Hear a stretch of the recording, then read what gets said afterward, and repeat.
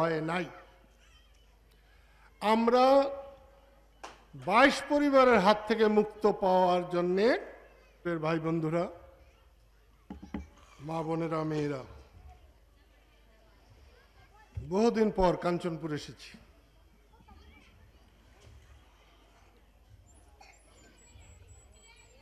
কাঞ্চনপুরে আমি অনেকবার এসেছি, অনেক সভা করেছি। হাই স্কুলের ওখানে, ওটাকে বোধহয় দক্ষিণ পাড়া বলে, ওখানে সভা করেছি। ওর কাছাকাছি মরিয়মদের বাড়ি, হায়দরদের। আজকে মনে হয় হায়দরও আসে নাই, মরিয়মও আসে নাই।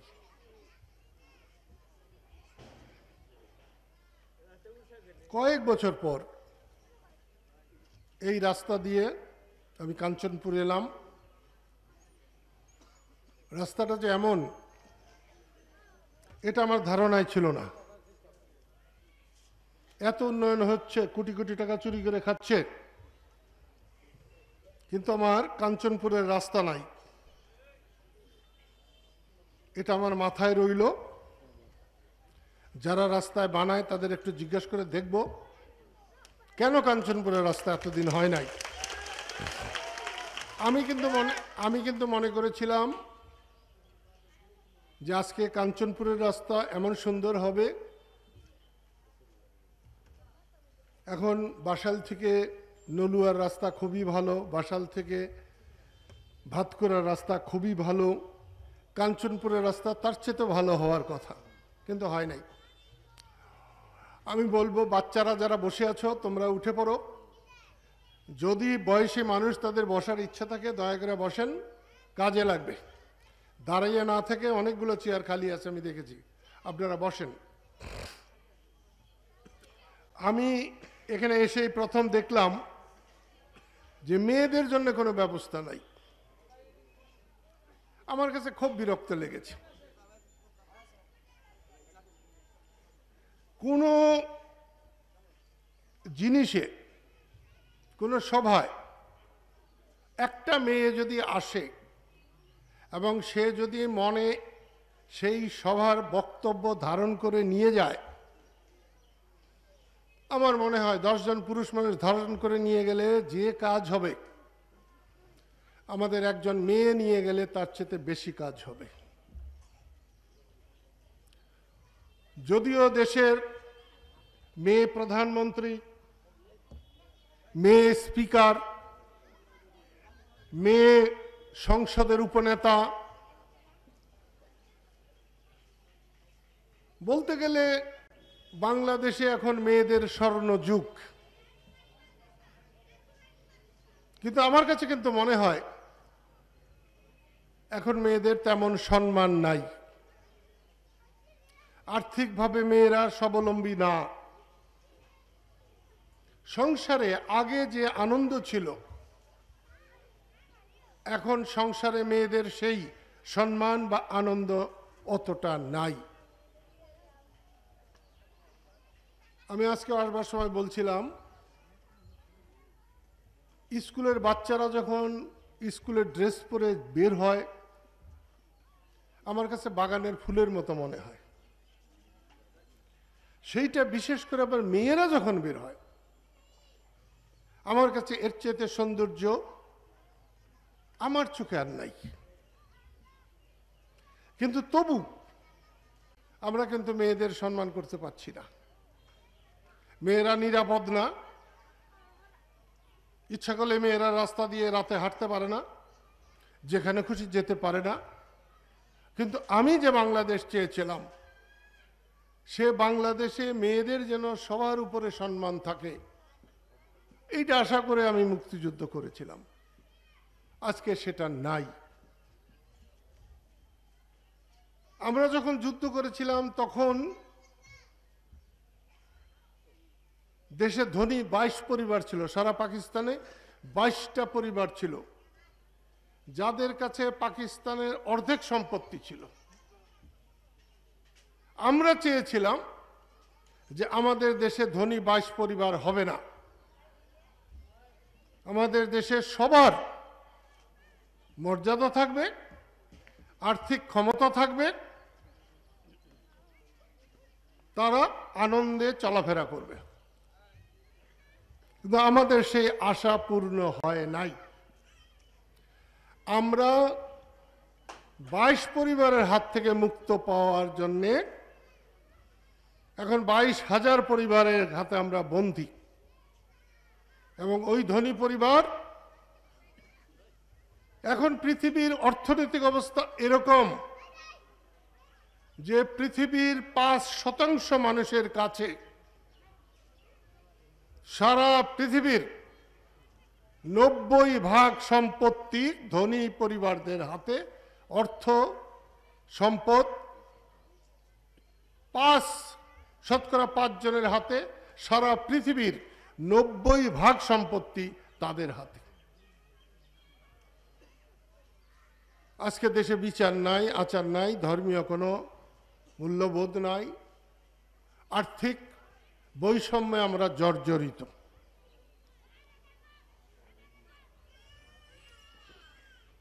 আমি যখন আসলাম, রাস্তায় আমি দুটো ছেলেকে দেখেছি, খুবই সুন্দর দেখতে। জিজ্ঞেস করেছি, বলছে আমরা মিছিল নিয়ে যাব, ওই সামনের থেকে মিছিল নিয়ে যাব। কয়েকজন মানুষকে দেখলাম সে জায়গা পার হতে। এরপর একটা বাচ্চাকে আমি উঠিয়ে এনেছি, অনার্সে পড়ে, না হলেও 4 বার বলেছি গাড়িতে ওঠো, গাড়িতে ওঠো, না সে হাইটেই আসবে। কিন্তু তারপরে আমি গাড়িতে উঠেই আনছি। ও যদি গাড়িতে না উঠতো, ওর কান ধরে আমি গাড়িতে উঠে থানায় পৌঁছে দিতাম। একটা পুরুষ মানুষ এটা গাড়িতে উঠে আসবে, এই পরিমাণ হিম্মত কেন হবে না, এই পরিমাণ সাহস কেন হবে না? ছেলেটাকে কিন্তু আমার খুব ভালো লেগেছে, গাড়িতে তুলেই। এই দিক থেকে একটা মিছিল নিয়ে আসলো, আবার নদীর ওই পার থেকে আসছে কিনা কে জানে। আজকের আমার এই সভায় আমি কিন্তু কাঞ্চনপুর সম্পর্কে জানি। কাঞ্চনপুরে খুব বেশি মানুষ হয় না, এর চেয়ে বেশি মানুষ কাঞ্চনপুরে হয় না। আজকে কিন্তু এদেরকে দেখে আমার খুব ভালো লাগছে।